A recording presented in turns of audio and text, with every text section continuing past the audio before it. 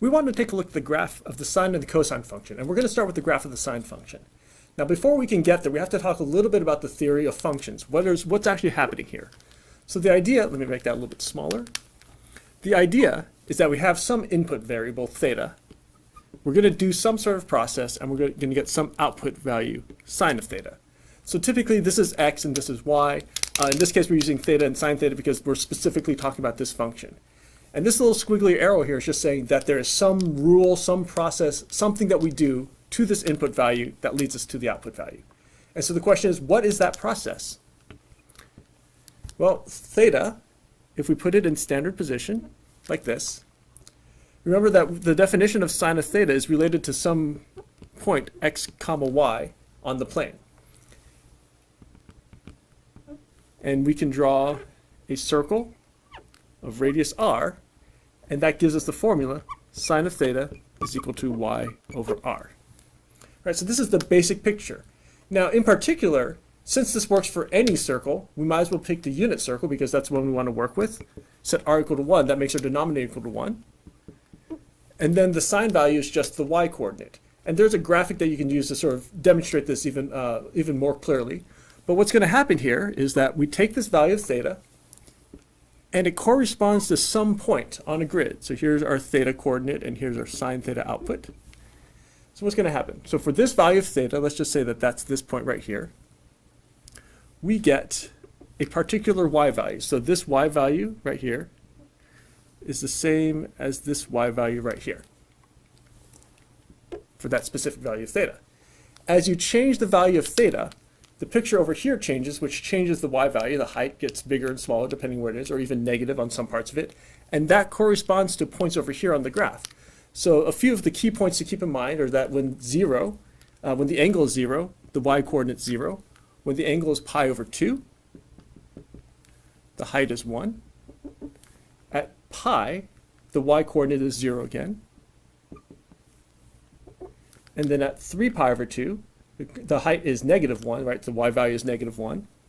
So 3 pi over 2 would be a negative 1. And then at 2 pi, let me just squeeze this in. At 2 pi is the same as 0 and goes back to 0 again. So the shape of the graph, this is going to be not a great graph, but it looks something like this. And of course we can make this more clear by using computers and things like that. But this is the idea. When we're looking at the graphs of these functions, we have an input value. There's some process that we use to calculate what the output value is going to be. And then we can graph that, x comma y, input value in the horizontal direction, output value in the vertical direction. And so this is a rough sketch of it, and we'll actually take a closer look at those values in a moment. So here's how we understand the key values of the sine function. Here's our circle, or unit circle. Here's the corresponding graph. And the key values we want to think about are actually the values where this function is either at the middle, which in this case is at the y equals 0 line, at its maximum or its minimum. And these are just values that we can get by thinking about this picture. We always ask yourself the question, what is the y coordinate at this particular angle on the unit circle? And so when the theta value is equal to 0, we are at this point right here, the point 1 comma 0. The y coordinate is 0, and so that's why it starts at 0 here. And this is the midpoint. This is actually the what we'll call the midline in a moment. That's where this graph crosses that midline. The next key value is when we get to here, the peak. That maximum value happens, the value is equal to 1 because the coordinate, we're on a unit circle, is 0, 1. And the theta value is pi over 2. When the theta value is pi, we're back at 0 again, y equals 0, the y coordinate is equal to 0. And then the 3 pi over 2, the y coordinate is negative 1. And so this chart down here captures all that information. We have the theta values, the increments of pi over 2, that sort of gets us starting from right, up, left, down, and then right again. So 0, pi over 2, pi, 3 pi over 2, 2 pi. And we just want to think about the y coordinates. In this direction, the y coordinate is equal to 0. In this direction, the y coordinate is 1, 0, negative 1, and 0. And that gives us these values. We want to go through the same process except with the cosine function. So once again, we're going to start with some angle theta. We're going to do some process and end up with cosine of theta.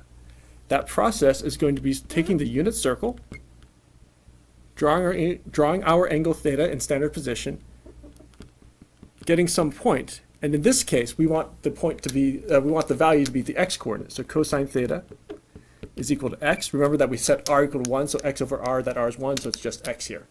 And this will also lead us to a graph.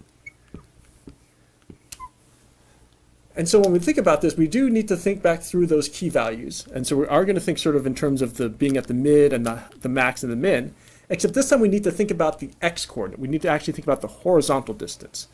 So when theta is equal to 0, we're at that point, the x value is equal to 1.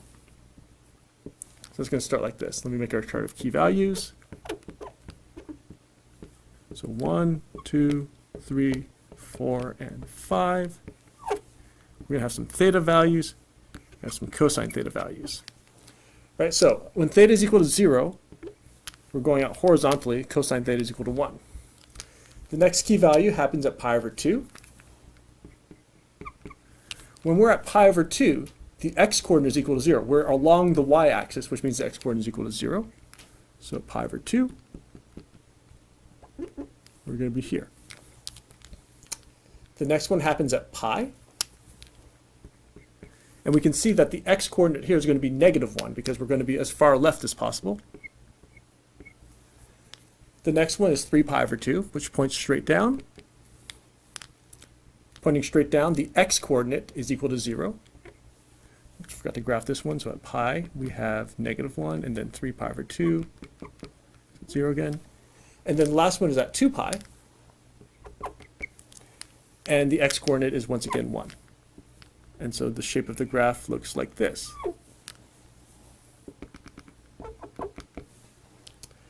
Right, so it's the same idea, same general process, except that when we're setting up this picture, we're now focusing on the x-coordinate rather than the y-coordinate. So this length here at theta equals 0 translates to that height up there. So this is the chart of key values for the cosine function. It starts at the maximum, then it goes mid, min, mid, max.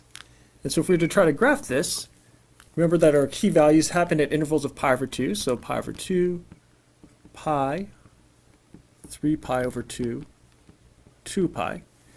We would start at the max, which is 1, then the mid, then the min, which is -1, the mid, and then the max again. So it starts off looking like this. Now, one thing about these graphs to think about is the fact that these functions can continue onward. As we pick bigger values of theta, we continue to wind ourselves around the circle. In fact, we can pick negative values of theta and wind around our circle backwards. The sine and cosine functions are what are known as periodic functions. Periodic functions are functions that repeat after a certain amount of time. And if you think about going around a circle, every time you get back to the theta equals 0 value or something that is coterminal to that, you repeat the same cycle over and over and over again.